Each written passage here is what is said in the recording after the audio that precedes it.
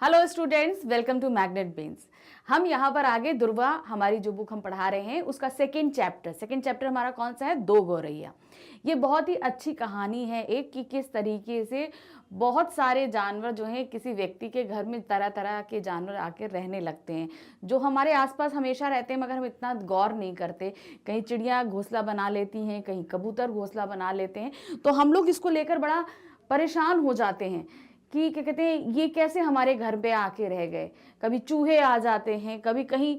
तो यही सब परेशानियों को लेकर ये कहानी लिखी गई है भीष्म साहनी द्वारा। तो ये कहानी हमको थोड़ा सा गुदगुदाएगी भी, थोड़ा सा हंसाएगी भी। और हर जैसे हमारे लिए हमारा घर बहुत ज़रूरी होता है, वैसे पशु पक्षियों के लिए भी घर बहुत ज़रूरी होता है। तो इस पार्ट में यही चीज़ हमको समझाई जाएगी। चलिए हम इसको पढ़ना शुरू करते हैं और थोड़ा सा अपना मनोरंजन भी करते हैं। याद रखिए, पढ़ाई को अगर हम मनोरंजन के साथ जोड़ देंगे तो हमारे लिए हमारी पढ़ाई बहुत अच्छी और बहुत आसान हो जाती है, क्योंकि ये कहानियाँ ही तो हैं जो कहानी हम पहले से सुनते चले आ रहे थे, उसी तरह की ये कहानियाँ हैं। बस फ़र्क इतना होता है, इन कहानियों पर आधारित हमको कुछ प्रश्नोत्तर दे दिए जाते हैं। तो बस थोड़ा सा ध्यान लगाकर और मन लगाकर कहानी पढ़िए, आराम से सारे क्वेश्चन के आंसर आप बहुत अच्छे से दे लेंगे। चलिए शुरू करते हैं ये कहानी। कहानी शुरू होती है, घर में हम तीन ही व्यक्ति हैं, यानी कि भीष्म साहनी जी जो ये कहानी लिख रहे हैं ये उन्हीं के घर की कहानी है। वो छोटे थे तब की बात है। तो क्या है, घर में हम तीन ही व्यक्ति हैं, अर्थात माता, पिताजी और खुद लेखक। माँ, पिताजी और मैं। पर पिताजी कहते हैं कि यह घर सराय बना हुआ है। सराय मतलब क्या होता है? जहां पर लोग आकर ठहरते हैं, कुछ दिन ठहरेंगे और फिर चले जाते हैं, जैसे धर्मशाला, होटल में जाते हैं ना हम लोग, कुछ दिन वहां रहते हैं अगर किसी पर्पज से, फिर उसके बाद वहां से हम चले जाते हैं। तो वही उनको क्या बोला जाता है? सराय भी बोला जाता है। हम तो जैसे यहाँ मेहमान हैं, घर के मालिक तो कोई दूसरे ही हैं। तो पिताजी क्या बोल रहे हैं कि हम यहाँ पर मेहमान हैं और यहाँ के मालिक दूसरे हैं। मतलब हम अपनी मर्जी से कहीं आ जा नहीं सकते, लेकिन जो यहाँ पर आकर रह रहे हैं वो यहाँ के मालिक बन गए। मतलब वो जहाँ चाहते हैं वहाँ अपने लिए ठहरने के लिए जगह बना लेते हैं, जैसा चाहते हैं वहाँ रहते हैं, उठते बैठते सब कुछ है। आंगन में एक आम का पेड़ है। तरह तरह के पक्षी उस पेड़ पर डेरा डाले रहते हैं। जो भी पक्षी पहाड़ियों घाटियों पर से उड़ता हुआ दिल्ली पहुंचता है, पिताजी कहते हैं वही सीधा हमारे घर पहुंच जाता है, जैसे हमारे घर का पता लिखवा कर लाया हो। तो कहने का मतलब है जो आम का पेड़ है तो वो वहां पर बहुत तरह तरह के प्रवासी पक्षी आकर रहते हैं। तो पिताजी इसको चीज से बड़ा चिढ़ते हैं, क्योंकि हमेशा जो है वो चिड़ियों की चहचहाट शोर जो मचा रहता है वो पिताजी उससे डिस्टर्ब रहते थे। तो वो बोलते हैं कि यहाँ पर दिल्ली पहुंचने वाला हर पक्षी जो होगा वो हमारे घर का पता लिखवा के आता है कि भैया तुम उस दिल्ली शहर में जाना तो ये फला के यहाँ ही तुम जाकर रहना। मतलब उनके घर का एड्रेस लिख के देता है कि सीधे जाके तुम उन्हीं के घर में जो है जाकर जहाँ मर्जी चाहे वहाँ रह लेना। यहाँ कभी तोते पहुंच जाते हैं तो कभी कौवा, कभी तरह तरह की गौरैया। वह शोर मचाता है कि कानों के पर्दे फट जाएं, पर लोग कहते हैं कि पक्षी गा रहे हैं। तो पिताजी कहते हैं कि ये सब मिलके जब बोलते हैं तो जैसे लगता है कि कान के पर्दे फट जाएंगे, इतना ज्यादा शोर मचाते हैं, मगर लोग कहते हैं कि पक्षी गा रहे हैं। घर के अंदर भी यही हाल है। ये तो घर के बाहर का हाल था कि घर के आंगन में लगे आम के पेड़ के ऊपर जो पक्षी रह रहे हैं तो वो कितना बोलते हैं। अब घर के अंदर का क्या हाल है? बीसियों तो चूहे बसते हैं, मतलब यहाँ पर बहुत सारे चूहे हैं। रात भर एक कमरे से दूसरे कमरे में भागते फिरते हैं। वह धमा चौकड़ी मचती है कि हम लोग ठीक तरह से सो भी नहीं पाते। मतलब देखिए, ये चूहे जो होते हैं ये हमेशा रात में ज्यादा एक्टिव होते हैं, क्योंकि हर तरफ सन्नाटा हो जाता है और ये अपनी मर्जी आजादी के साथ निकलते हैं और जो चाहे वो खाते हैं। ये घरों के अंदर ही नहीं बाहर के भी होते हैं। तो ऐसे जानवरों को क्या बोलते हैं? निशाचर, जो अक्सर रात में निकलकर जो है अपने लिए भोजन तलाशते हैं। वह धमा चौकड़ी मचती है कि लोग ठीक तरह से सो भी नहीं पाते। मतलब रात में इतना शोर मचता है कि जो है हम लोग ठीक से सोते भी नहीं हैं। बर्तन गिरते हैं, डिब्बे खुलते हैं, प्याले टूटते हैं। अब चूहे चल रहे हैं तो क्या होगा? बर्तन कहीं ऐसे रखे होंगे, खटर पटर करके गिर पड़ेंगे। अगर कांच के बर्तन है तो गिर के टूट जाएंगे। तो ये सारी चीजें होती। एक चूहा अंगीठी के पीछे बैठना पसंद करता है, शायद बूढ़ा है और उसे सर्दी ये बहुत लगती है। तो उनका पिताजी कहते हैं एक चूहा जो है वो हमेशा जो है वो अंगीठी के पीछे बैठा रहता है। तो मुझे लगता है, यानी पिताजी की सोच ये है कि उनको ये लगता है कि वो बूढ़ा हो चुका है और उसको ठंड बहुत ज़्यादा लगती है, इसलिए वो कहाँ बैठा रहता है, हमेशा अंगीठी के पीछे। कोई अंगीठी जलती है और उसमें गर्माहट रहती है, तो वो गर्माहट उसको बहुत अच्छी लगती है। उसी तरीके से एक दूसरा है जिसे बाथरूम की टंकी पर चढ़कर बैठना पसंद है। तो एक चूहा दूसरा जो है वो बाथरूम की टंकी पर चढ़ के बैठा रहता है। क्यों? क्योंकि उसे वहां ठंडक मिलती है, यानी कि उसे गर्मी बहुत ज्यादा लगती है, तो ठंडक पाने के लिए कहाँ बैठता है? पानी की टंकी पर। बिल्ली हमारे घर में रहती के तो नहीं, मगर रहती नहीं है, मगर उसे भी घर पसंद है। कि मतलब वो हमारे घर में रहती नहीं है, लेकिन घर में आना जाना बहुत पसंद करती है।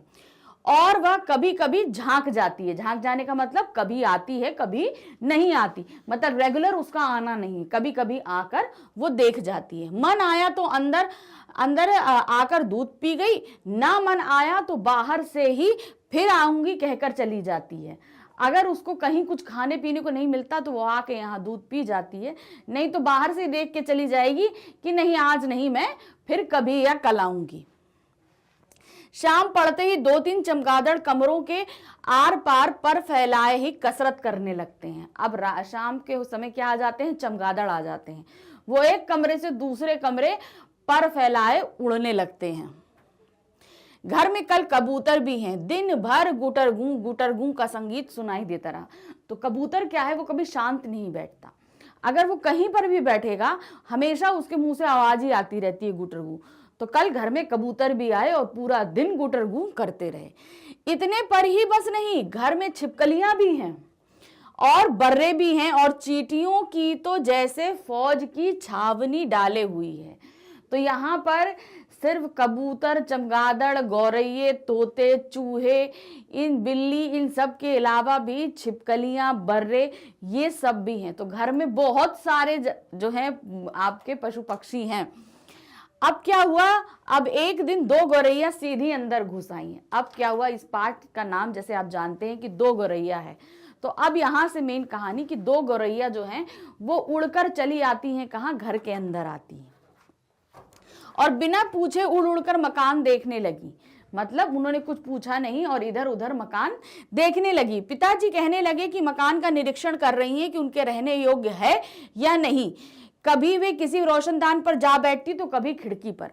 अब जो है पक्षी जो है अगर किसी घर के अंदर आएगा तो देखिए कभी एक जगह स्थिर नहीं रहेगा, वो कभी इधर बैठेगा कभी उधर बैठेगा। तो वो जो इधर उधर बैठ रहा था, तो पिताजी क्या कह रहे थे कि घर का निरीक्षण कर रही है, यानी कि घर को देख रही है कि ये हमारे रहने लायक है कि नहीं, और हम अगर घोंसला बनाएंगे तो हमें कहाँ बनाना चाहिए। ये सारा निरीक्षण वो 2 गौरैया आकर कर रही थी। फिर जैसे आई थी वैसे ही उड़ गई। फिर क्या हुआ? थोड़ी देर इधर उधर उड़ती रही और जैसे आई थी वैसे ही बाहर निकल गई। पर 2 दिन बाद हमने क्या देखा कि बैठक की छत पर लगे पंखे के गोले में उसने अपना बिछावन बिछा लिया। तो क्या हुआ? 2 दिन बाद देखा गया, बिछावन बिछाने का मतलब है कि वहां पर उन्होंने अपना घोंसला बना लिया। कि घोंसला बना के, बिछावन बिछाने का यहाँ तो कोई वो अपना बिस्तर लेकर थोड़ी ना चादर और गद्दा लेकर आएंगी कि यहाँ बिछाएंगी। तो यहाँ पे उनका तात्पर्य ये है कि घोंसला उन्होंने अपना बना लिया और सामान भी ले आई और मजे से दोनों बैठी गाना गा रही थी। सामान ले आने का मतलब है कि अब उन्होंने वहां पर घोंसले में अपना घर बना लिया। अब वहां पर वो बैठी हुई हैं और गाना गा रही। गाना गाने का मतलब क्या? चीची चीची चीची करके आवाज निकाल रही हैं।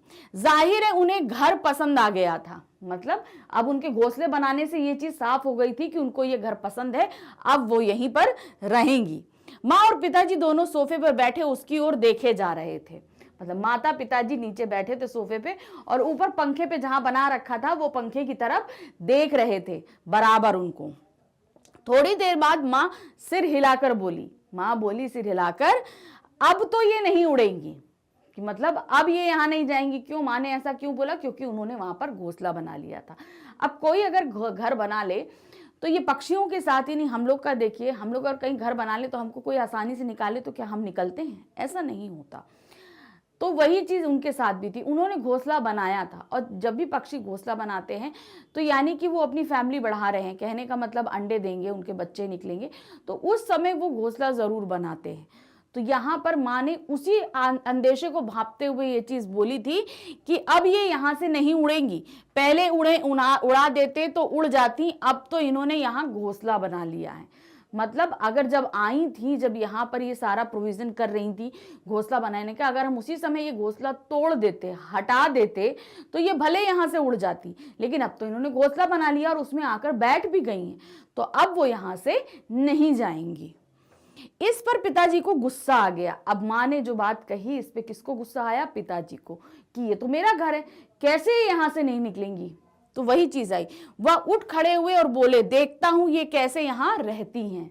अब गुस्से में उन्होंने बोला कि देखते हैं यहाँ कैसे रहती। गौरैया मेरे आगे क्या चीज है, मैं अभी निकाल के बाहर करता हूं। तो पिताजी ने क्या बोला कि मैं इनको अभी यहाँ से निकाल दूंगा। छोड़ो जी, चूहों को तो नहीं निकाल पाए, अब चिड़ियों को निकालोगे, माँ ने व्यंग से कहा। तो माँ क्या बोली? माँ ने उस चीज को बोला कि इतने दिन से चूहे घर के अंदर हैं, तो तुम चूहों को तो निकाल के बाहर नहीं कर पाए, अब ये चिड़िया जो 2 दिन के आई हुई है, तुम इनको क्या निकाल पाओगे? और वो भी तब जब उन्होंने घोंसला बना लिया है। तो माँ ने ये चीज थोड़ा सा हंसी मजाक में कही, लेकिन इससे क्या हुआ? पिताजी का गुस्सा और ज्यादा बढ़ गया। माँ कोई बात व्यंग से कहे तो पिताजी उबल पड़ते, वह समझते कि माँ उनका मजाक उड़ा रही है। तो अब ये बात क्या हुई कि माँ अगर मजाक से बोलती तो पिताजी को इसलिए गुस्सा लगता कि वो मेरा मजाक उड़ा रही है, तो इसलिए जो है ना वो उस बात पे और ज्यादा गुस्सा हो जाते और सीरियस लेते कि नहीं अब तो मैं ये काम करके रहूंगा। तो वही हुआ बस, और उठ खड़े हुए। इतना कहने था कि पिताजी तुरंत सोफे पर से उठ खड़े हुए और पंखे के नीचे जाकर जोर जोर से ताली बजाने लगे। अब पंखा क्या होता है? ऊपर लगा होता है, हमसे तो ऊपर होता है, तो हम किसी चीज को हटाने जाएंगे क्या? ऐसे ऐसे करके हम उसको हटाएंगे। ताली जो शोर, पक्षियों के साथ क्या होता है, हम अगर शोर मचाते हैं तो वो डिस्टर्ब होते हैं और उड़कर चले जाते हैं। तो पिताजी क्या हुआ, पंखे के नीचे खड़े हो गए और ऐसे ऐसे करके ताली बजा के शू शू करके उसको हटाने लगे। तो क्या हुआ, ताली बजाई और मुंह से श शू कहा, बाहें झुलाई, फिर खड़े खड़े कूदने लगे। तो ये उनके शरीर की जो भाव भंगिमाएं हो रही हैं चिड़िया को उड़ाने के लिए, ये सारी चीजें बताई जा रही कि ताली बजा रहे हैं, बार बार ऐसे ऐसे करके हाथ हिला रहे हैं, कूद रहे हैं, मुंह से भी आवाज निकाल रहे हैं, कभी बाहें झुलाते तो कभी श शू करते। गौरैयों ने घोंसले में से सिर निकालकर नीचे की ओर झांका और देखा। अब ये इतनी तेज आवाज निकाल रहे थे तो गौरैयों ने भी आखिर देखा, उनको भी क्या हो रहा है, तो उन्होंने भी सिर निकाल के बाहर देखा कि ये क्या हो रहा है, और दोनों एक साथ ची ची करने लगी और माँ खिलखिलाकर हंसने लगी। तो क्या हुआ, जब इतनी तेज आवाज हुई तो चिड़ियों को भी थोड़ा डर लगा, तो वो भी चीची चीची करने लगी उनकी आवाज के साथ में। और इतनी सारी चीजों को देख के, चिड़ियों का चहचहाना, पिताजी का कूदना चिल्लाना, ये सब चीजें देखकर माँ को और हंसी आ गई। उनको पहले ही मजाक सूझ रहा था और अब इन सब चीजों में उन्हें और हंसी आ रही थी। तो उन्होंने क्या बोला, अब उनकी हंसी देखकर पिताजी का गुस्सा और ज्यादा बढ़ गया। इसमें हंसने की क्या बात है? तो पिताजी क्या बोलते, इसमें हंसने की क्या बात है, मतलब मैं उड़ाने की कोशिश कर रहा हूं कि तुम इसमें हंस क्यों रही हो, इसमें हंसने की तो कोई बात नहीं है। माँ को ऐसे मौकों पर हमेशा मजाक सूझता। हंसकर बोली, चिड़िया एक दूसरे से पूछ रही हैं कि यह आदमी कौन है और नाच क्यों रहा है। तो अब वो हंस रही थी, तो उसी में मजाक मजाक में कहती कि चिड़िया एक दूसरे से पूछ रही है कि यह आदमी कौन है और यहाँ नीचे खड़ा होके नाच क्यों रहा है, क्योंकि वो जो जैसे कर रहे थे तो चिड़ियों के लिए वो क्या लग रहा था कि वो एक डांस है। तो यहाँ पर जो माँ है वो पिताजी के साथ मजाक कर रही थी और पिताजी का गुस्सा इस पर बढ़ता ही जा रहा था। तब पिताजी को और भी ज्यादा गुस्सा आ गया और वो पहले से भी ज्यादा ऊंचा कूदने लगे। मतलब अब उनको गुस्सा आया तो अभी जो थोड़ा थोड़ा कूद रहे थे वो और ज्यादा उछल उछल के कूद के चिड़ियों के और करीब, जितना ऊंचा कूदेंगे उतना चिड़ियों के थोड़ा करीब जाएंगे। तो वो और कूदने लगे ताकि चिड़ियां थोड़ा सा डरें और उड़ के यहां से चली जाएं। गौरैया घोंसले में से निकलकर दूसरे पंख के डैने पर जा बैठी। तो क्या हुआ कि जो चिड़िया जब यहाँ से कर रहे थे तो चिड़िया दोनों घोंसले से निकली और दूसरा जो पंखा लगा था उसके पर जाके, डैने का मतलब क्या होता है, पंखे के 3 पर होते हैं ना, तो उनको क्या बोलते हैं, डैने बोलते हैं। तो उस पे जाकर एक दूसरे पंखे पे निकल के, एक पंखे पे उन्होंने घोंसला बनाया था, वहां से उड़ी दूसरे पंखे के डैने पर जाकर बैठ गई। उन्हें पिताजी का नाचना जैसे बहुत पसंद आ रहा था। माँ फिर हंसने लगी, ये निकलेगी नहीं जी, अब इन्होंने अंडे दे दिए होंगे। तो माँ को जो है ना, फिर उन्होंने माँ ने बोला कि अब ये नहीं निकलेंगी, आप कोशिश, उनको समझाने की कोशिश कर रही थी कि अब आप बेकार कोशिश नहीं करिए, कि उन्होंने अब तक जो है उसमें अंडे दे दिए होंगे, वो यहाँ से अपना घर छोड़कर नहीं जाएंगी, निकलेंगी कैसे नहीं। अब माँ इतना बोली तो पिताजी की झल्लाहट बढ़ गई, कहते कि निकलेंगी कैसे नहीं। पिताजी बोले और बाहर से लाठी उठा लाए। इसी बीच गौरैया फिर घोंसले में जा बैठी। पिताजी गुस्सा के बाहर गए और एक लाठी ले आए, क्योंकि पंखा ऊंचा था। अब वो क्या करते, उस लाठी से पंखे के ऊपर जो है जहां घोंसला था वहां पे ठक ठक करते, जिससे क्या होता, आवाज से ही चिड़िया घोंसला खाली कर देती। उन्होंने लाठी ऊंची उठाकर पंखे के गोले को ठकोरा, ठकोरा मतलब ठक ठक किया। ची ची करती गौरैया उड़कर पर्दे के डंडे पर जा बैठी। अब क्या हुआ कि जब वो ठक ठक किया उन्होंने, तो अब चिड़िया डर गई। भाई उनके नीचे वाइब्रेशन हो रहा था, ठक ठक की आवाज से क्या होगा, वाइब्रेशन होगा। वो उठी और उठ के कहाँ चली गई, वो एक पर्दा लगा था दरवाजे के ऊपर, उस पे जाकर, उसके डंडे के ऊपर जाकर बैठ गई। इतनी तकलीफ करने को क्या जरूरत थी, पंखा चला देते तो ये उड़ जाती, माँ ने हंस के कहा। अब पिताजी बाहर गए, डंडा लाए, फिर उसको ठक ठक किया, तो माँ बोली मजाक में कि इतनी मेहनत क्यों कर रहे थे, तुम चाहते तो सीधे एक स्विच ऑन करते, पंखा चल जाता तो चिड़िया अपने आप उड़ जाती। तो यहाँ पर पिताजी के गुस्से पे मजाक कर रही थी माँ, और पिताजी का गुस्सा क्या हो रहा था, बढ़ता ही जा रहा था। पिताजी लाठी उठाए पर्दे के डंडे की ओर लपके। अब क्या हुआ, अब माँ का इतना कहना था, अब उन्होंने पंखा खाली किया, तो अब वो कहाँ पे बैठी थी, पर्दे के डंडे के ऊपर। तो अब पिताजी लाठी लेकर कहाँ भागे, चिड़ियों के पीछे, कहा उनकी तरफ जहां पर्दे पर बैठी हुई थी। और गौरैया उड़कर किचन के दरवाजे पर जा बैठी, दूसरी सीढ़ियों वाले दरवाजे पर बैठ गई। अब क्या है, ये सब अलग अलग डायरेक्शन अपनी बदल रही थी, जहां जहां पिताजी जा रहे थे वो उड़ के दूसरी जगह पहुंच जा रही थी। माँ फिर हंस दी, तुम तो बड़े समझदार हो जी, सभी दरवाजे खुले और तुम गौरैयों को बाहर निकाल रहे हो। एक दरवाजा खुलो छोड़ो, बाकी दरवाजे बंद कर दो, तभी ये निकलेंगी। तो माँ भी देखकर इन सब की हरकतें जो है वो मजे ले रही थी। कहती कि सारे दरवाजे तुमने खोल रखे हैं और चिड़ियों को निकाल रहे हो, अब सारे बंद करें तो चिड़िया कहाँ होगी, आजादी की तरफ भागने की कोशिश, खुले में भागने की कोशिश करेंगी। तो इसीलिए सारे दरवाजे बंद कर देंगी और एक खोलेंगे तो क्या होगा, चिड़िया उसी रास्ते से बाहर निकल के तुरंत बाहर चली जाएंगी।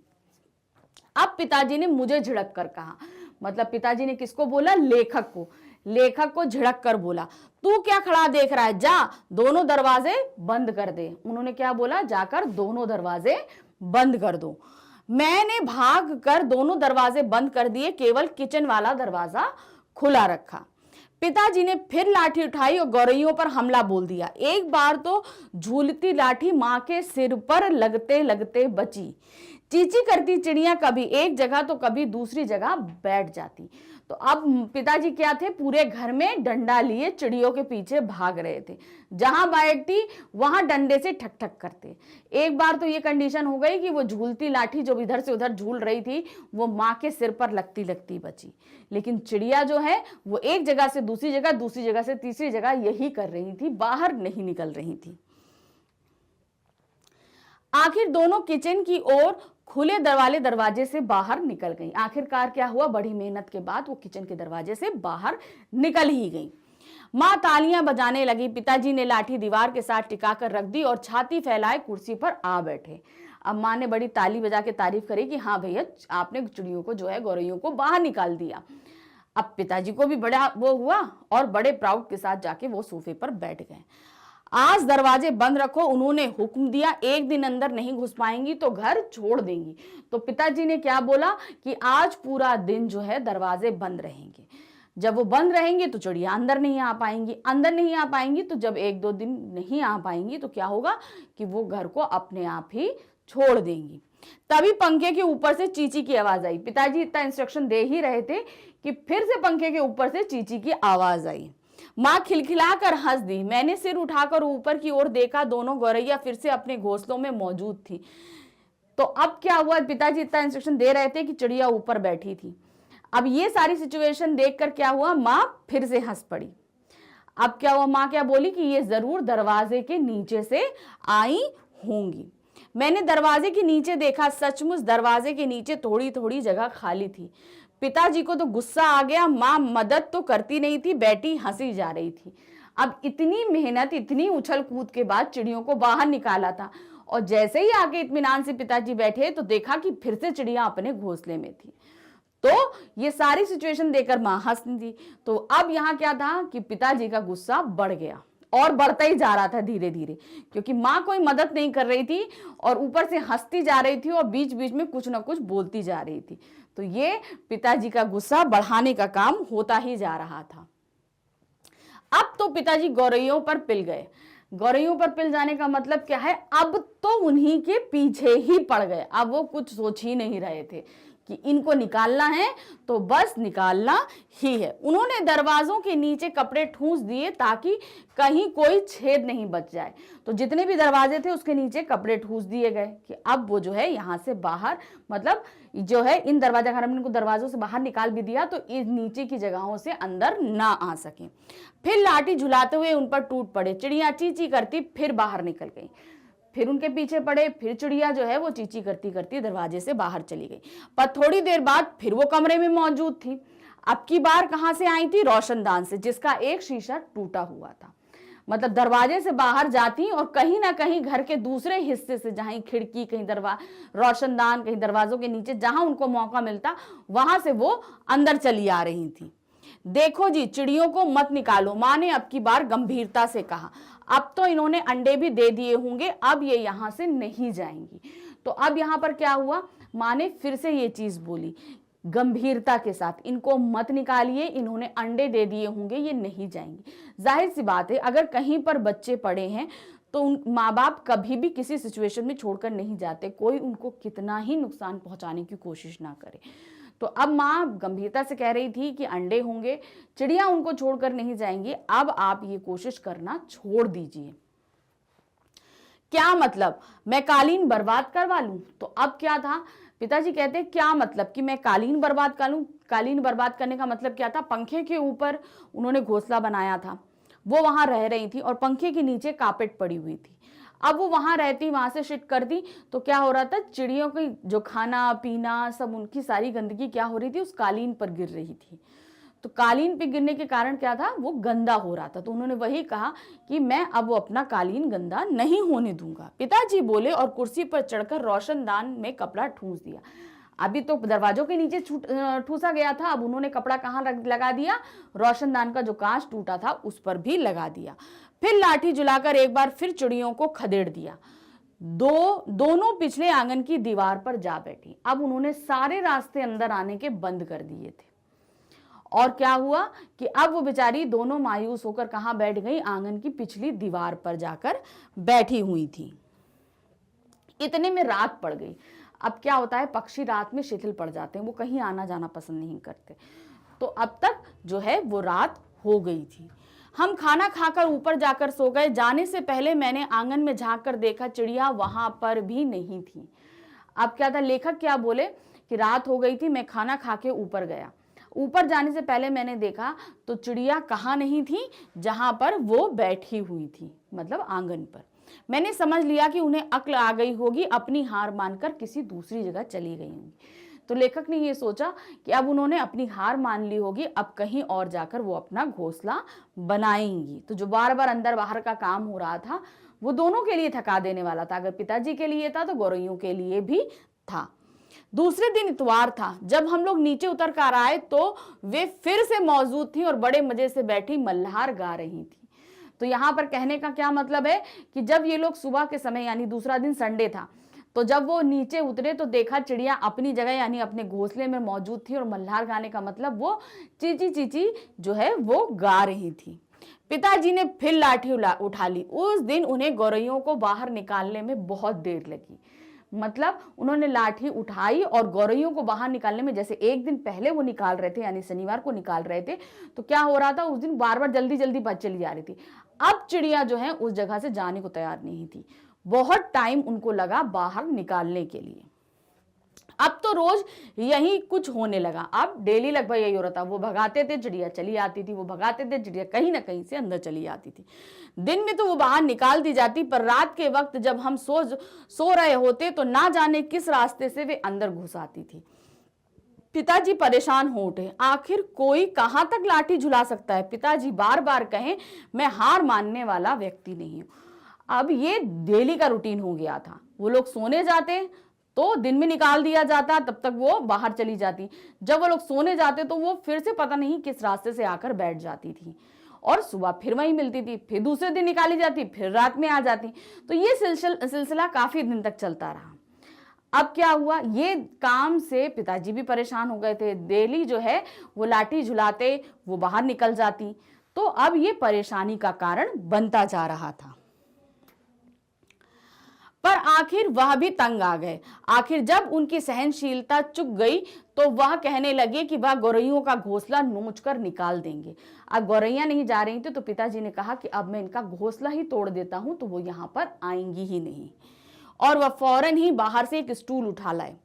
घोंसला तोड़ना कठिन काम नहीं था। उन्होंने पंखे के नीचे फर्श पर स्टूल रखा और लाठी लेकर स्टूल पर चढ़ गए। किसी को सचमुच बाहर निकालना हो तो उसका घर तोड़ देना चाहिए, उन्होंने गुस्से से कहा।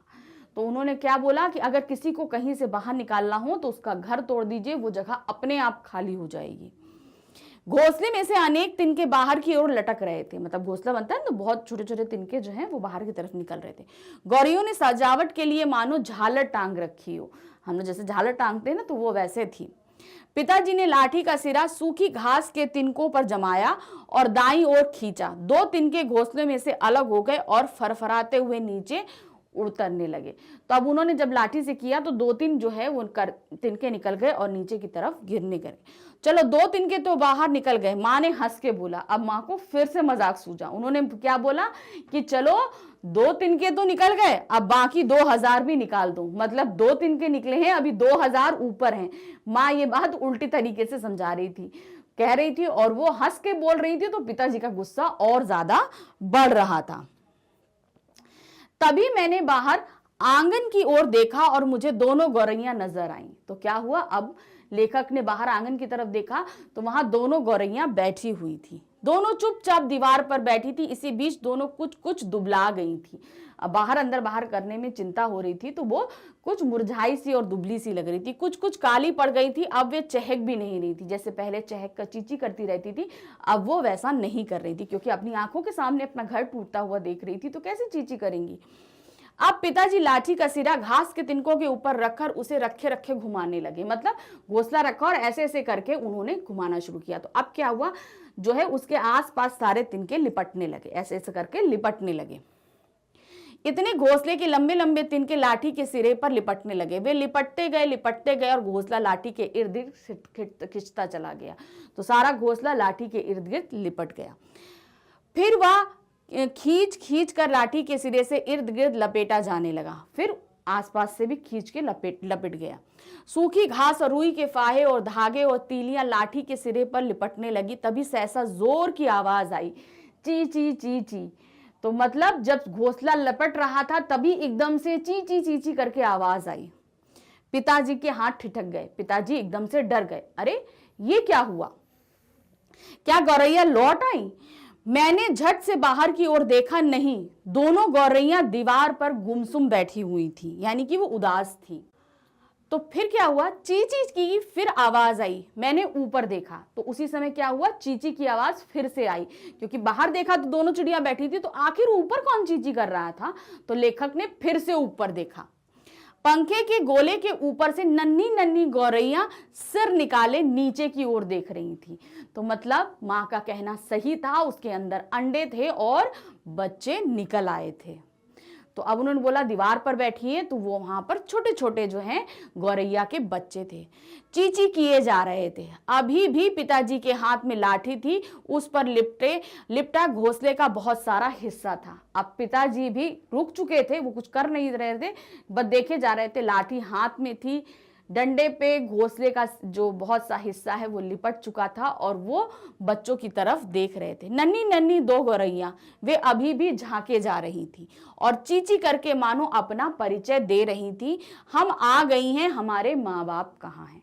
तो वो चिल्ला रही थी और बोल रही थी कि हम आ चुके हैं, हमारे माँ बाप कहाँ हैं, उन्हें बुलाइए। मैं अवाक उनकी ओर देखता रहा, फिर मैंने देखा पिताजी स्टूल पर से नीचे उतर आए और घोंसले के तिनकों में से लाठी निकालकर उन्होंने लाठी को एक ओर रख दिया। तो अब पिताजी, वो लेखक जो हैं वो बड़े अवाक देख रहे थे कि हो क्या रहा है, कैसे ये सब चीजें चल रही।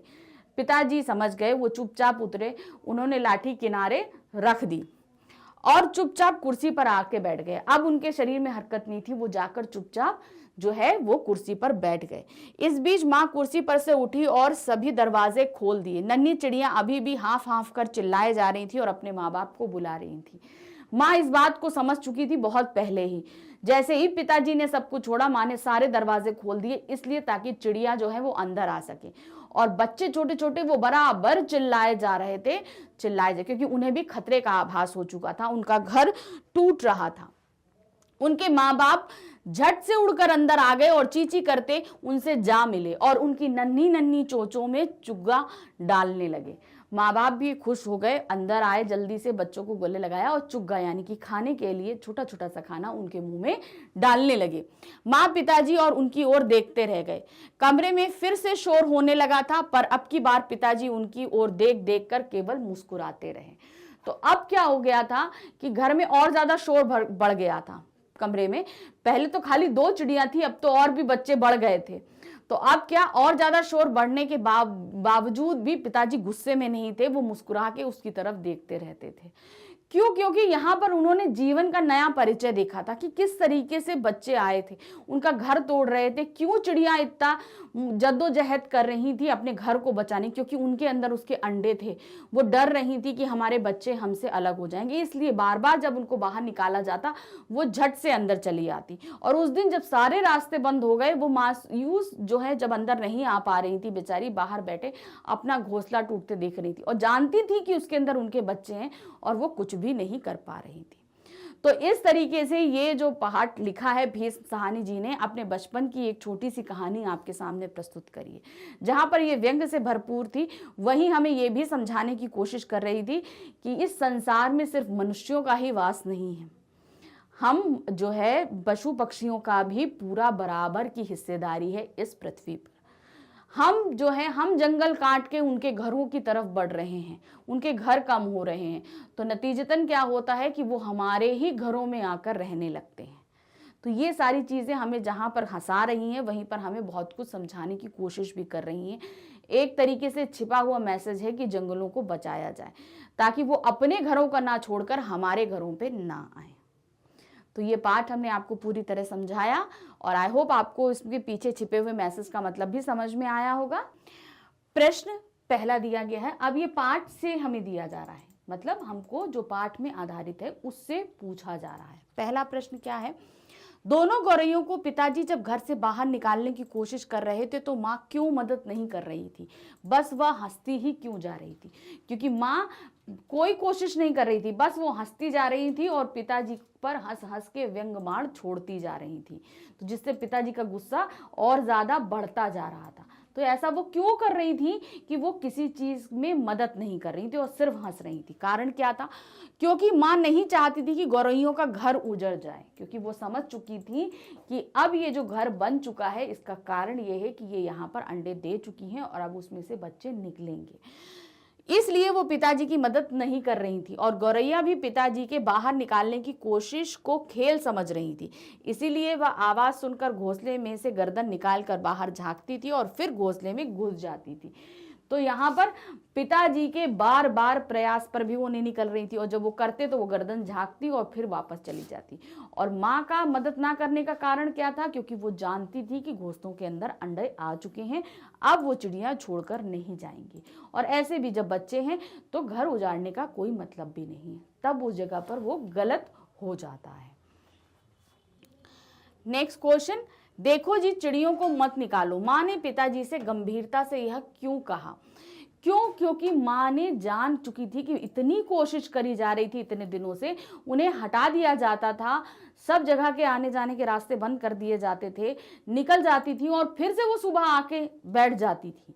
तो यहाँ पर माँ ने जब बीच में एक बार गंभीरता से कहा था तो उसका कारण ये था कि माँ अब इस समय एकदम श्योर हो चुकी थी कि घोंसले के अंदर अंडे हैं। अगर उन्हें निकालने का प्रयास कर रहे हैं हम लोग तो फिर वो बहुत गलत है, क्योंकि किसी माँ बाप से उनके बच्चों को अलग करना बहुत ही गलत कृत्य होता है। तो यहाँ माँ इसलिए परेशान थी कि यदि चिड़िया ने अंडे दिए होंगे तो वो टूट सकते हैं और चिड़िया परेशान हो सकती हैं। इसलिए उन्होंने पिताजी से गंभीरता से कहा कि चिड़ियों को मत निकालो। नेक्स्ट क्वेश्चन, किसी को सचमुच बाहर निकालना हो तो उसका घर तोड़ देना चाहिए। पिताजी ने गुस्से में ऐसा क्यों कहा? क्या पिताजी के इस कथन से माँ सहमत थी? क्या तुम सहमत हो? अगर नहीं तो क्यों? तो पिताजी ने बोला था कि अगर किसी को वाकई निकालना हो तो उसका घर तोड़ दो। तो पिताजी ने जो ये कहा क्यों कहा था? क्योंकि वो चिड़ियों का घर तोड़ देना चाहते थे ताकि वो दोबारा यहाँ पर आ ही ना सके। घर नहीं रहेगा तो यहाँ आकर क्या करेंगी, इसलिए उन्होंने ये चीज बोली थी। अब क्या माँ सहमत थी? माँ तो शुरू से ही सहमत नहीं थी कि अभी मत तोड़िए। फिर उस पे ऊपर विचार ये है कि क्या आप सहमत हैं इस कथन से?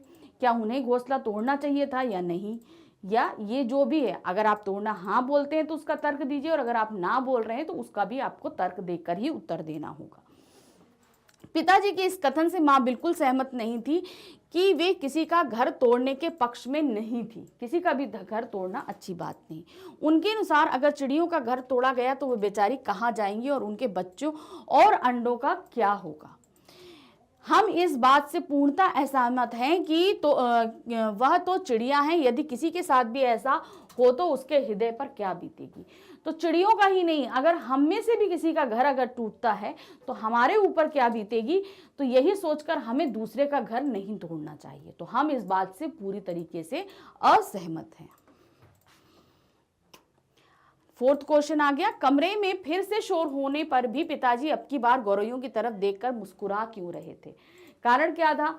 उन्होंने बहुत कोशिश करी थी गौरैयों को बाहर निकालने की, लेकिन आखिर में जब देखा कि छोटे छोटे बच्चे आ गए हैं तो उन्होंने कोशिश करना बंद कर दिया था और चुपचाप वो देख रहे थे। अब क्या शोर बढ़ गया था, क्योंकि पहले 2 चिड़िया थी, अब और चिड़िया हो गई थी, उनके बच्चे हो गए थे। तो शोर का बढ़ना यानी कि चिड़ियों की चहचहाहट बढ़ गई थी। मगर अब पिताजी को गुस्सा नहीं आ रहा था, क्योंकि वो वहां पर देखकर प्रसन्न थे कि यहाँ पर भी एक परिवार पल रहा है। तो जब पिताजी घोंसला तोड़ने चले तो उसमें अंडे देखकर उन्होंने उसे वापस रख दिया और फिर गौरैया की तरफ देखकर वे मुस्कुराने लगे, क्योंकि अब उन्हें पता चल चुका था कि किसी का घर तोड़ना उचित नहीं है। गौरैया बच्चों के होने पर कुछ दिन चींची कहेगी, उसके बाद खुद ही चिड़ियों के साथ उड़कर कहीं और चली जाएगी। मतलब जब तक बच्चे उड़ने लायक नहीं हो जाते तब तक वो वहां रहेगी। जब बच्चे एक बार उड़ना सीख जाएंगे तो वो अपने बच्चों को लेकर यहाँ से चली जाएगी। ये बात पिताजी अच्छी तरह जानते थे। अब क्या है, अभी तक हमने पाठ से पढ़ा था, अब क्या है पशु पक्षी के हिसाब से पूछा जा रहा है कि पशु पक्षी और हम, यानी कि जो हमारे आसपास जो इतने सारे जानवर प्राणी जो रहते हैं वो और हम इसके आधारित अब प्रश्न उत्तर पूछे जाएंगे। तो पहला क्या है, इस कहानी में शुरू में कई पशु पक्षियों की चर्चा की गई है।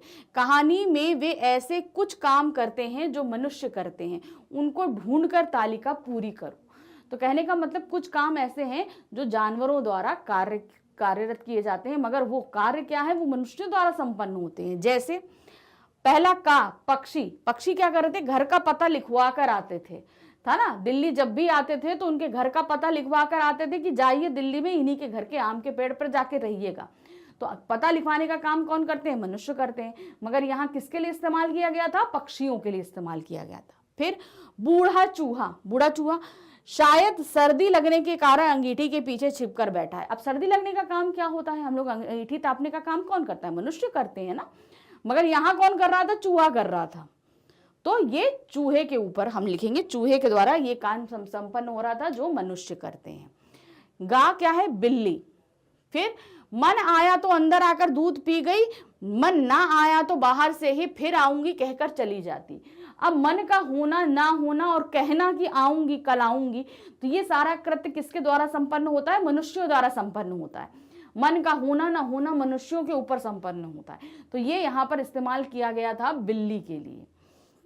फिर चमगादड़, शाम होते ही 2-3 चमगादड़ कमरों के आर पार फैलाकर कसरत करने लगते थे।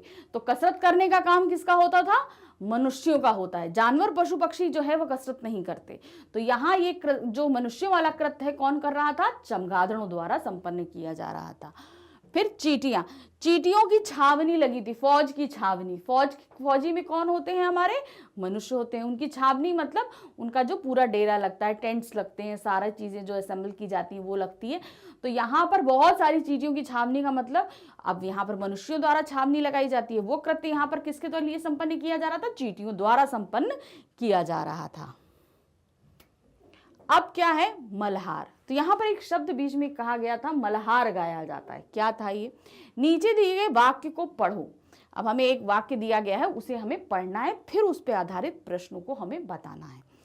जब हम लोग नीचे उतर कर आए तब वे फिर से मौजूद थी और मजे से बैठी मल्हार गा रही थी। तो ये पाठ का एक सेंटेंस हमने पढ़ा था, ये वही सेंटेंस लिया गया है। अब क्वेश्चन क्या है? अब तुम पता करो कि मल्हार क्या होता है। इस काम में तुम बड़ों की सहायता भी ले सकते हो। उत्तर अब क्या है? मल्हार क्या होता है? मल्हार संगीत का एक राग का नाम है। जैसे राग बढ़े जाते हैं ना, बहुत सारे राग होते हैं, उसी तरीके से उसमें एक राग का नाम है मल्हार। इसके बारे में कहा जाता है कि इसके गाने से बारिश होने लगती है। मल्हार राग कब गाया जाता है? कि इसके गाने से बारिश होने लगे, ये चीज। फिर नेक्स्ट क्या दिया है? बताओ कि क्या सचमुच चिड़िया मल्हार गा सकती हैं? तो मल्हार तो नहीं गा सकती चिड़िया, लेकिन यहाँ वो बोल रही थी इतना ज्यादा, तो इसलिए बोला उन्होंने कि मल्हार गा रही थी। तो क्या चिड़िया मल्हार नहीं गा सकती, लेकिन उनका चहचहाना ऐसा लगता है मानो वह मल्हार गा रही, क्योंकि बराबर बोलती जा रही थी। और मल्हार जो राग गाया जाता है वो बराबर लंबा खींचा जाता है, तो वही उसी तरीके से चिड़िया क्या थी? बराबर बोलती जा रही थी, तो इसीलिए उन्होंने बोला कि मल्हार गा रही थी। फिर बताओ कि कहानी में चिड़ियों द्वारा मल्हार गाने की बात क्यों कही गई। बात क्या थी? दूसरे दिन संडे था, संडे वाले दिन एक दिन पहले उनको भगा दिया गया था, वो फिर से आ गई थी। अब वो अपने में बैठी और बराबर चीची चीची कर रही थी, इसीलिए ये चीज बोली गई थी। तो क्या था? चिड़िया रात में कहीं और चली गई थी, पर दूसरे दिन इतवार को जब उनका चहचहाना घोंसलों में सुनाई दिया तो ऐसा लगा मानो वे एक खुशी से मल्हार गा रही, क्योंकि उनको घर से निकालने के सभी प्रयास विफल हो चुके थे। क्योंकि वो बहुत ज्यादा खुश थी कि हमें बार बार निकाला जाता था और हम बार बार अपने घर में वापस चले आते थे, इसलिए वो खुश थी। अब क्या? पाठ के आगे हमसे कुछ और चीजें हटकर पूछे जा रही है, जहां पर हमको अपनी इमेजिनेशन पावर यूज करनी होगी। अपनी लेखन जो है क्षमता, वो हमारी परखी जाती है इस तरीके के प्रश्न उत्तरों में। तो क्या दिया है? अलग अलग पक्षी अलग अलग तरह के घोंसले बनाते हैं। तुम कुछ पक्षियों के घोंसलों के चित्र इकट्ठे करके उसे अपनी कॉपी पर चिपकाकर शिक्षक को दिखाओ। तो इसमें हमें क्या करना होता है? हर पक्षी अलग तरीके का होता है। किसी का पक्षी का घोंसला हमारा क्या होता है? ऐसे, जैसे पेड़ की डाल है तो उस पे ऐसे करके है, ऐसे बना होता है, ठीक है, ऐसे ऐसे ऐसे करके घोंसले बने होते हैं, उसमें चिड़िया होती है। किसी का क्या होता है? ये पेड़ की डाल है, तो उसमें ऐसे करके ऐसे करके बना होता है, उल्टा, ठीक है, उसमें नीचे से घुसने का रास्ता होता है। दूसरा क्या होता है? कुछ पक्षी ऐसे होते हैं जिनका घोंसला ऐसे होता है, ऐसा बना होता है, लेकिन जहाँ रास्ता यहाँ से अंदर जाने का होता है। ऐसे बहुत से तरह तरह के घोंसले होते हैं। तो आप इनका चित्र इकट्ठा करके जो है अपनी कॉपी में लगाइए, ताकि आप यहाँ पर उनको, मैम को बता भी सकें कि ये इस तरीके का घोंसला इस पक्षी द्वारा बनाया जाता है। फिर क्वेश्चन नंबर 5 आता है, अंदर आने के रास्ते। अब गौरैया किन किन रास्तों से अंदर आ रही थी, ये चीज हमसे पूछी जा रही है। पूरी कहानी में गौरैया कहाँ कहाँ से अंदर घुसी थी, सूची बनाओ। दरवाजे से, दरवाजे के नीचे से, बालकनी के टूटे कांच से, तो ये सब चीजें हमें लिखनी है। क्या था? चिड़िया कभी दरवाजे से, कभी बंद दरवाजे के नीचे से, कभी रोशनदान के टूटे शीशे में से घर के अंदर घुस रही थी। तो जो भी जगहें थी वो सारी चीजें इसको मेंशन करेंगे। फिर क्या है? अब अपने घर के बारे में सोचो। तुम्हारे घर में यदि गौरैया आना चाहे तो वो कहाँ कहाँ से अंदर घुस सकती है, इसे अपने शिक्षक को बताओ। तो छात्र अपने घर में बता सकते हैं, या तो आप लिख के बताइए, या अगर आपकी ड्राइंग अच्छी है तो आप अपने घर के चित्र को बना के उसमें मेंशन कर सकते हैं। जाहिर सी बात है, बहुत से घरों में होते हैं, रोशनदान बने होते हैं, बालकनी होती है, कोई दरवाजे में इतने सुराख होते हैं, जहां जहां से भी आने का रास्ता है, खिड़कियों में कभी कभी होते हैं, या एसी के डक के अंदर से आ सक जाती हैं चिड़िया, कभी चिमनियों से आ जाती हैं। तो जो भी जिसके भी घर में जैसे रास्ते हों, आपको वो सूची बनाकर यहाँ पर मेंशन करनी होगी। कहने का अंदाज, अब क्या है, माँ खिलखिलाकर हंस दी। इस वाक्य में खिलखिलाकर शब्द बता रहा है कि माँ कैसे हंस रही थी। इसी प्रकार नीचे दिए गए रेखांकित शब्दों पर ध्यान दो। इन शब्दों से एक एक वाक्य बनाने हैं। तो अब क्या दिया है हम आपको बताते चलेंगे। जैसे शब्द वाक्य क्या है, पिताजी ने झिड़क कर कहा तू खड़ा क्या देख रहा है। तो यहाँ पर अंडरलाइन वर्ड क्या है, झिड़क कर का हमें वाक्य बनाना है। तो हमने यहाँ आपके लिए वाक्य बना के दिया है, आप चाहें तो कोई भी वाक्य बना सकते हैं। जैसे मोहन ने अपने मित्र को झिड़क कर कहा कि अब तुम मेरे से बात मत करना। मतलब यहाँ ये दिखा रहा है कि दो मित्रों के बीच में लड़ाई हो चुकी है। फिर दूसरा क्या है, आज दरवाजे बंद रखो उन्होंने हुक्म दिया। तो यहाँ पर अंडरलाइन वर्ड है हुक्म दिया। तो हुक्म देना मतलब किसी को आदेश देने के बराबर। तो मालिक ने नौकर को हुक्म दिया कि बाजार से सामान लेकर आओ।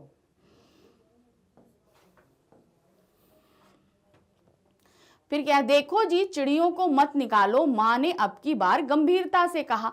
तो यहाँ पर शब्द क्यों है जो अंडरलाइन है, वो है गंभीरता। तो गंभीरता क्या, रवि ने अपने मित्र को गंभीरता से अपनी परीक्षा की तैयारी करने के लिए कहा। तो यहाँ एक मित्र दूसरे मित्र को जो है सीरियसली पढ़ने के लिए बोल रहा है। इसमें देखिए गंभीरता शब्द आया। फिर नेक्स्ट क्या है, किसी को सचमुच बाहर निकालना हो तो उसका घर तोड़ देना चाहिए, उन्होंने गुस्से से कहा। तो यहाँ गुस्से में या गुस्से से जो भी हो, आपको गुस्से का मेन बनाना है। तो पिताजी गुस्से में चिड़ियों को निकालने के लिए चल पड़े। तो ये जो है ना, ये वाक्य बनाओ जैसे आपके शब्द आते हैं, इन शब्दों को लेकर हमें वाक्य बनाने पड़ते हैं। जरूरी नहीं है कि जो आपको यहाँ बताए जा रहे हैं आपके एग्जाम में भी वही आएंगे। तो आपको जो है तैयार रहना है। कहीं से भी वाक्य दिया जा सकता है, पाठ तो बहुत बड़ा है, कोई भी वाक्य उठा के दे दिया जाएगा, उसमें शब्द आपको अंडरलाइन कर दिया जाएगा और उसमें से आपको वाक्य बनाना होगा। नेक्स्ट क्या है, किसने क्यों कैसे, मतलब किसने कहा, क्यों कहा और कैसे कहा। क्या चीज है ये, पिताजी बोले क्या मतलब मैं कालीन बर्बाद कर लूं। ऊपर दिए गए वाक्य पर ध्यान दो और बताओ क्या क्या बताना है हमें। पिताजी ने यह किससे कही। तो पिताजी ने किससे कहा, माँ से कही थी ये बात, क्योंकि माँ ने बोला था कि गंभीरता से कि अब चिड़ियों को मत निकालो। तो पिताजी ने किससे बोला था, ये माँ से कहा था। उन्होंने यह बात क्यों कही, इसी सेंटेंस के आधार पर हमें बताना है। ये जो हमारा सेंटेंस है ना, इसी के आधार पर हमसे सारे प्रश्न पूछे जा रहे हैं। उन्होंने ये बात क्यों कही थी, उन्होंने ये बात चिड़ियों से परेशान होकर कही थी। फिर गौरैयों के आने से कालीन कैसे बर्बाद होता, मतलब अब गौरैया तो ऊपर, तो कालीन कैसे बर्बाद हो रहा था। गौरैयों के आने से उनके द्वारा तिनके बिखेरने और बीट करने से कालीन खराब हो रहा था। तो ये क्यों किससे कहा, क्यों बोला और कैसे, ये सारी चीजें हमने इसके जरिए आपको बताई। अब क्या, सराय, सराय शब्द इस्तेमाल किया गया था बीच में। तो क्या कि घर नहीं हमारा, ये एक सराय है। सराय हमने आपको बताया था धर्मशाला या होटल, जैसे हम लोग जाते हैं आजकल होटल हो गया है, पहले होटल से इतने प्रचलित नहीं थे। तो पहले क्या होते थे, सराय या धर्मशाला होते थे, गेस्ट हाउसेस जैसे होते। तो उसी तरीके से सराय भी उन्हीं का एक पर्यायवाची है। क्या दिया, पिताजी कहते हैं कि यह घर सराय बना हुआ है। ऊपर के वाक्य को पढ़ो और बताओ क्या बताना है, ऊपर वाला वाक्य में पढ़ना है और बताना है। सराय और घर में क्या अंतर होता है, आपस में चर्चा करें। घर में एक परिवार रहता है, सराय और हमेशा रहता है। सराय में क्या होता है, हम लोग जाते हैं, कुछ दिन रहते हैं और फिर चले आते हैं। तो ये चीज बतानी है। जिसमें एक ही परिवार के सब लोग मिलकर रहते हैं उसे घर कहते हैं, और जहां दूर दूर से अलग अलग जगहों से लोग आकर रुकते हैं उसे सराय कहते हैं। पिताजी को अपना घर जो है वो सराय क्यों लगता है, क्यों लगता है, क्योंकि वहां चूहे, चमगादड़, चिड़िया, पक्षी, तोते, चींटियां सभी जो है वो उनके घर में आने लगे थे, इसलिए उन्हें यानी कि पिताजी को घर क्या लगने लगा था, सराय लगने लगा था। गौरैया की चर्चा, मान लो तुम लेखक के घर की एक गौरैया हो। अब अपने साथी गौरैया को बताओ कि तुम्हारे साथ इस घर में क्या क्या हुआ। तो अब यहाँ को आपको बताना है कि आपको सपोज अपने आप को गौरैया समझना है और कहाँ पे रह रहे हैं आप, पिताजी के पास में, यानी कि लेखक क्या रह रहे हैं। अब आपके साथ जो जो हुआ उसे आपको यहाँ पर लिखना है, आपको अपने अनुभव, हम आपको पाठ पढ़ा चुके हैं, उसी पे आधारित आपको यहाँ पर अपना अनुभव शेयर करना है। फिर तुम्हें इस कहानी में कौन सबसे अधिक पसंद आया, तुम्हें उसकी कौन सी बात सबसे अधिक अच्छी लगी, बताइए। तो यहाँ पर सबसे पसंद क्या आया, माँ को चिड़ियों के प्रति ममता थी। दूसरा, पिताजी अंत में हार कर चिड़ियों का चहचहाना देखकर मुस्कुरा रहे थे। लेखक के द्वारा किया गया चिड़ियों और घर वालों का विवरण, लेखक ने बहुत अच्छा विवरण किया, घर वालों का भी और जो है चिड़ियों का, जो भी जितना भी हो रहा था सभी का विवरण बहुत अच्छे से किया। गौरैया का हर प्रकार से घर में घुस आना, तो जिसको जो भी अच्छा लगेगा वो अपने आधार पर लिखता जाएगा। चूहे का अंगीठी के पीछे बैठना, किस तरीके से वो बूढ़ा चूहा जो है वो अंगीठी के पीछे बैठ जा रहा था। फिर क्या है, बिल्ली का घर में आना और दूध पीकर चले जाना, और साथ ही यह भी संदेश देना कि फिर आऊंगी, अभी तो पी के जा रही हूँ, पेट भर गया, फिर जब मन करेगा तो फिर आगे मैं दूध पी जाऊंगी। कबूतरों का गुटरगू करना, कोई अन्य कुछ और, मतलब कुछ और भी अच्छे लगे, जैसे चमगादड़ों का पर फैलाकर कसरत करना आदि। तो इस तरीके से ये सारी थी। अब नेक्स्ट क्वेश्चन क्या है, माँ की बात। माँ ने क्या चीजें यहाँ पर बताई, जैसे माँ की बात, नीचे माँ द्वारा कही गई कुछ बातें लिखी हुई हैं, उन्हें पढ़ो। अब तो ये नहीं उड़ेंगी, पहले इन्हें उड़ा देते तो उड़ जाती। एक दरवाजा खुला छोड़ो, बाकी दरवाजे बंद कर दो, तभी ये निकलेंगी। देखो जी, चिड़ियों को मत निकालो, अब तो इन्होंने अंडे दे दिए होंगे, अब ये कहाँ, यहाँ से नहीं जाएंगी। तो ये सारे वक्तव्य किसके द्वारा बोले गए थे, माँ के द्वारा बोले गए थे। क्या बताया, अब बताना है हमको इसके आधार पर, इन्हीं वक्तव्यों के आधार पर हमसे प्रश्न पूछा जा रहा है। क्या पूछा गया, क्या माँ सचमुच चिड़ियों को घर से निकालना चाहती थी? नहीं, माँ घर से नहीं निकालना चाहती थी। नहीं, माँ चिड़ियों को कभी भी घर से नहीं निकालना। आपको रीजन नहीं देना, जितना पूछा जा रहा है आपको सिर्फ उतना उत्तर देना है। फिर माँ बार बार क्यों कह रही थी कि ये चिड़िया नहीं जाएंगी? क्यों? क्योंकि चिड़ियों ने घोंसला बना लिया था, वह उनका घर था और वे अपने घर से किसी भी हालत में छोड़कर नहीं जाएंगी। एक बार अगर हम कहीं घर बना ले तो हमसे बोला जाए छोड़ के, कोशिश कोई हमें निकालने करे तो हम क्या आसानी से चले जाएंगे? तो यही चीजें माँ बोल रही थी। अब कहानी पर हम चर्चा करते हैं, जो हमने कहानी पढ़ी। तुम्हारे विचार में इस कहानी को कौन सुना रहा है, तुम्हें यह किन बातों से पता चलता है? तो ये हमें कौन सुना रहा है, लेखक भीष्म साहनी जी सुना रहे हैं। आप नाम मेंशन कर सकते हैं इसमें कि इसमें लेखक सुना रहे हैं भीष्म साहनी जी, अपने बचपन में घटित एक घटना का विवरण कर रहे हैं। तो ये हमें कैसे पता चलता है, क्योंकि कहानी का सजीव वर्णन है। यहाँ पर आंखों जैसे लग रहा है कि हम उस कहानी के अंदर मौजूद हैं, यानी कि लेखक जो लिख रहा है वो उस कहानी के अंदर मौजूद है। फिर लेखक ने यह अनुमान कैसे लगाया कि एक चूहा बूढ़ा है और उसको सर्दी लगती है? क्योंकि वो हमेशा अंगीठी के पीछे ही बैठा रहता है, क्योंकि अंगीठी के पीछे गर्माहट रहती है। ऑब्वियस सी बात है, अगर किसी को ठंड लग रही है तो वो गर्माहट पे रहेगा। तो इसलिए इन्होंने अंदाजा लगाया, क्योंकि अंगीठी के पीछे गर्माहट पाने के लिए वो चूहा हमेशा बैठा रहता था, यानी कि उसकी जो हालत थी यानी कि वो बहुत ही खराब थी। तो वो उन्होंने अंदाजा लगाया कि वो बूढ़ा है और उसे ठंड लगती रहती है। शब्द की समझ, चुक और चूक अब क्या है, अब इनकी सहनशीलता चुक गई है। अब हमको यहां पर बताना है, ये ध्यान रखिए।